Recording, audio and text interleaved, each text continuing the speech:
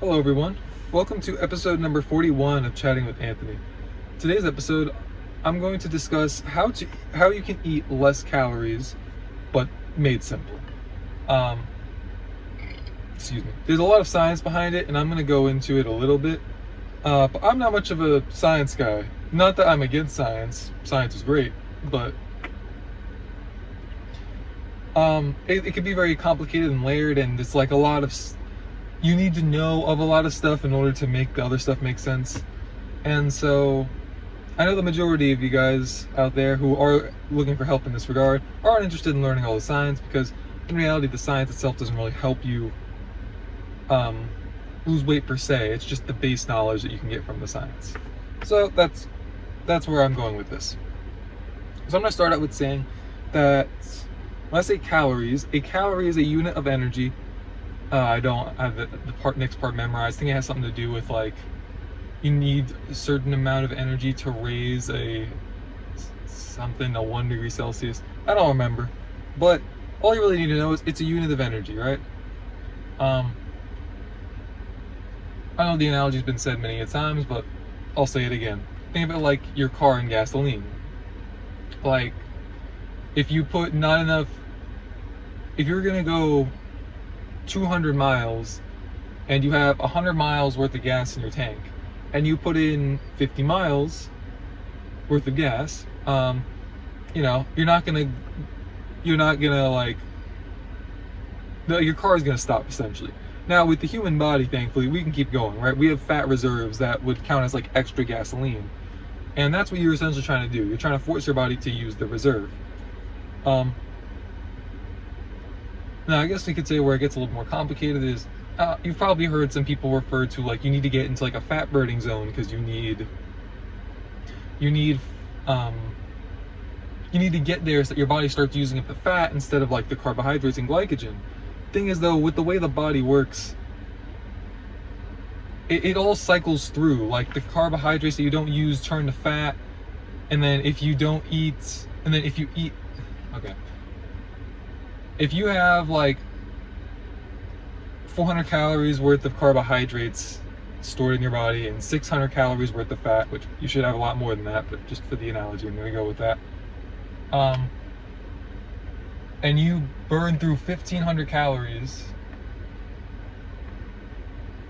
Okay, wait, no, I'm sorry. And you burn through those 1,000 calories, right? You burn through 1,000 calories worth of food. The carbohydrates don't have the chance to get stored to fat. They get burned up first, and then the fat goes. Now, let's say you have 900 calories worth of carbohydrates in your blood and 600 calories worth of fat in your body, and then you burn through 1,500 calories. It still burns. The calories burn all the same.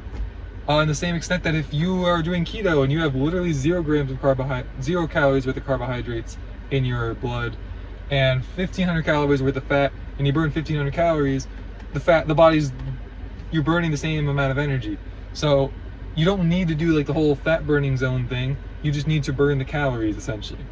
The best way I could also explain it is, in order to burn calories, sorry, I know I'm going on a little bit of a side rant here, but to burn those calories, the best way to do it is to move your body, because you are moving your physical body weight forward. And that just takes more energy than taking some dumbbells and lifting them with your arms. Not to say don't weight train, because you want to have muscle, and that's how you provide that stimulus. You provide your body a reason to keep that muscle, or to build muscle even, like on your frame, and that's going to make you look a bit better than if you're just like skin and bones, for example. But it all burns just the same, essentially, is what I'm trying to say. So you don't need to go that deep into it, but I know that was related, but sorry, that was a little bit of a side note, because yeah, I see a lot of stuff out there, and a lot of stuff out there, truth be told, is meant to confuse you so that you buy their products. So that's why I guess you could say I just did an anti-ad. I'm not selling you guys anything, really. So back to the topic of the video. To eat less calories, you would suppress your appetite, because obviously that's what's going to make you want to eat those calories, or just food in general. Now, you can suppress your appetite through simply not consuming calories. You could do that through a form of caffeine, as caffeine acts as a hunger suppressant, Caffeine blocks adenosine receptors, which are the receptors that your body send.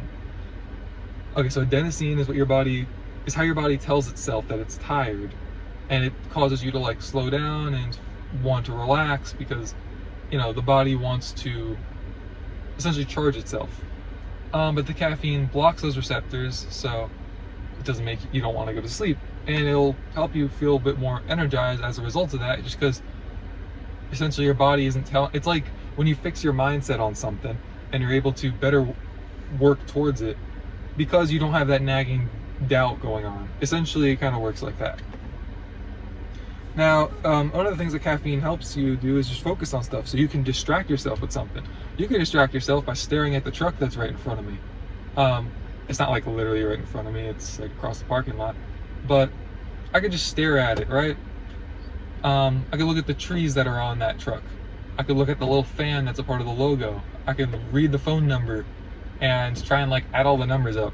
Just stuff like that, where you could just you try not to think of the fact that you're hungry. Or you could do stuff that's more productive, right? Like I have a YouTube channel, so I can work on like putting these videos through like editing software, so I can like increase the volume, because the phone doesn't always pick up the volume the best. And so for you guys' watching sake, and my own watching sake, when I watch back the videos, I put it through a software to do that. In case, I don't know how evident it is, but these are all basically one-take videos.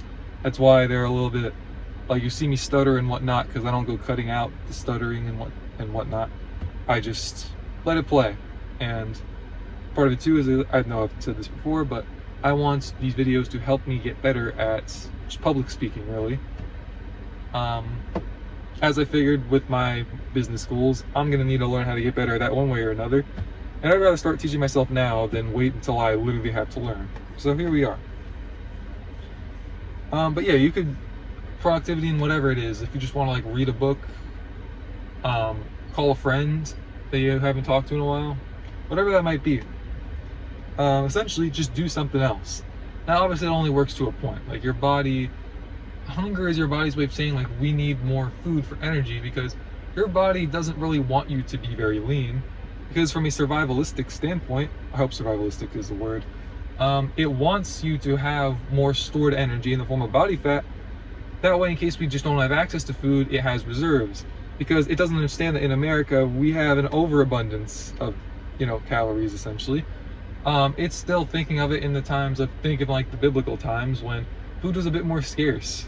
So you wanted that extra body fat. Especially if you were like in the winter and the body doesn't understand that we have now access to like, air conditioning and heating, to the extent that like the extra body fat would also help you keep warm in the winter if you had to be outside like in a cave, or like on a mountain. I don't know why you'd be on a mountain, but yeah, it would help you stay warm and give you a greater chance of not dying from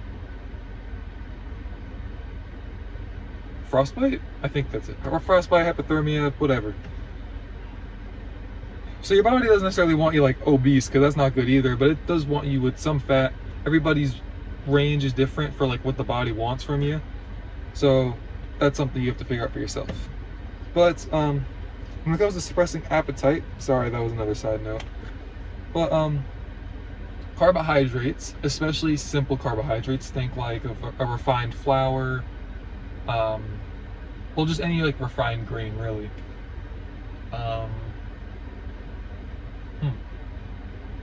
And like just sugars, even if it's like fruit, for example, they do give you rebound hunger. Now they all digest differently. Like if you eat just like toast, for example, with jelly, that's basically just carbs for the most part. I mean, some breads do have higher fats, but for the most part, that's what you'll be looking at. And so your blood sugar will go up and down, because that's you just sense carbohydrates in your blood.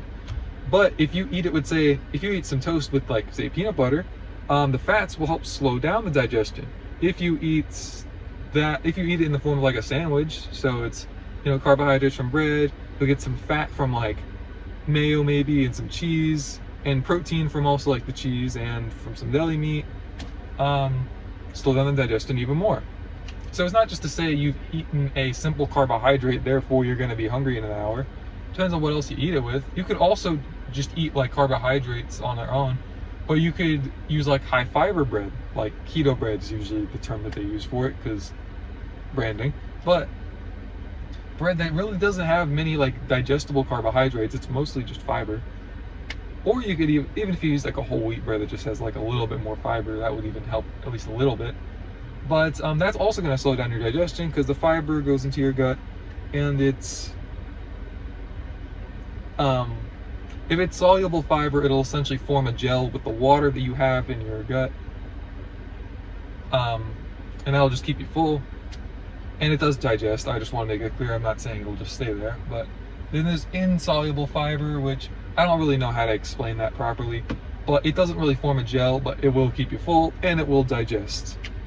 Just be careful with how much you take in. If you're not used to eating that much, don't go eating 30 grams of it in one sitting. You probably won't feel very good. But yes,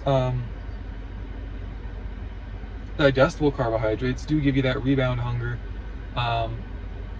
And the faster they absorb, the faster you'll get hungry, is essentially what I'm trying to say. And I'm giving you these tips because filling your stomach with minimal calories will block your hunger receptors in the same way that,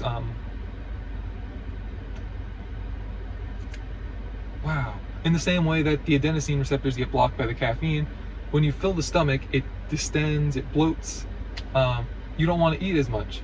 The same way that, like, if you know somebody who's had ever had digestive issues, you might notice that they lose a bunch of weight because the food's just, whatever they're consuming is just sitting there. Probably more the food. They might be able to pee out the liquid, but all that food's just sitting there, and it's uncomfortable to put more food in because it's just gonna sit there and it's gonna make it more uncomfortable.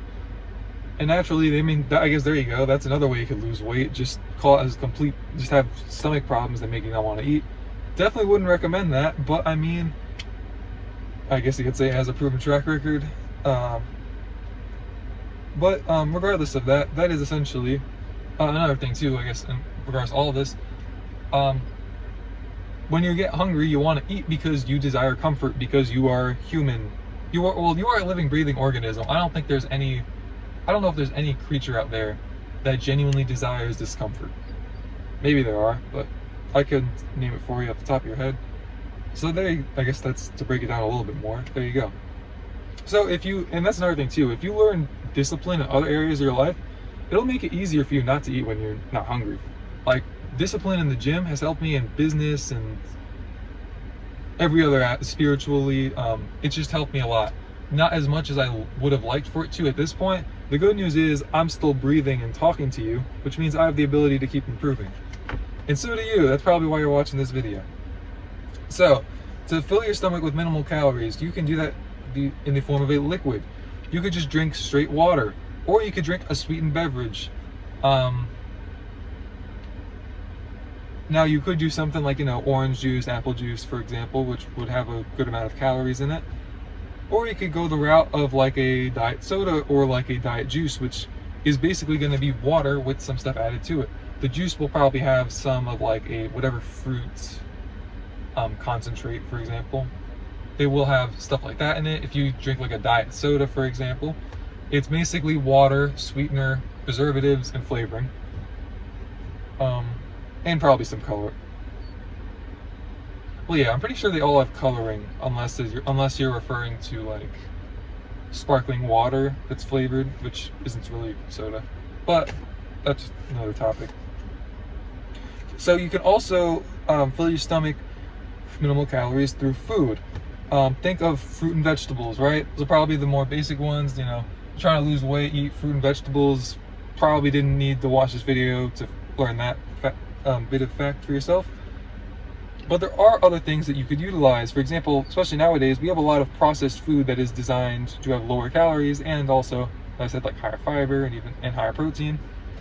So you could go the route of lean proteins, or you could use, like, in regards to a food product that I really enjoy, popcorn. Now you do want to make sure that you get like a light version. It'll usually say something like light butter on it if you get like the microwavable kind. I really like those. Orville Redenbacher, the popular popcorn brand, popcorn company, etc. they have something called Smart Pop popcorn, which is basically just, as I said, it's basically just a light butter popcorn. I know Walmart's is literally called light butter. Pretty sure other store brands have it as well. But something like that, that's definitely gonna fill your stomach. It also helps that the popcorn is, corn is technically a vegetable. And that's not, when I say eat your vegetables, I'm not talking about popcorn. Popcorn's great too. And the fiber in it will also help keep you full, even though it really doesn't have any fat and very low protein. It'll also help keep you full. You could also learn how to make baked goods, because you can put whatever you want in that. You could use things like, funny enough, this is going to be the topic of the next episode, but you could use applesauce instead of like fat sources. Instead of like, milk or cream, you could go with something like almond milk. Thickening agents, think along the lines of like, xanthan gum, some cornstarch even. Fiber powder actually works. There's coconut flour that you could use. And then you can just play around with that. Now, I'll admit, I don't want you to expect that some kind of low-calorie, high-protein cheesecake is going to take exactly the same as what you get from Cheesecake Factory. But you can replicate it enough to where it's like, essentially what I'm trying to say is you can go on a diet, if you will, and eat cheesecake. That really wasn't much of a thing like 20 years ago, which is pretty cool. Now, I don't know what it was like in that era, because 20 years ago, I was 4 years old. So at that point, this wasn't a topic that I really cared about, as you would imagine. But that is essentially where we're at nowadays. Like, there's so many ways to eat less calories, to where there are less excuses than ever to lose weight. Like, it's easier than ever to move your body and consume less units of energy. So that is all for this episode. Thank you guys for watching. Hope you both have a wonderful day. Stay safe and God bless.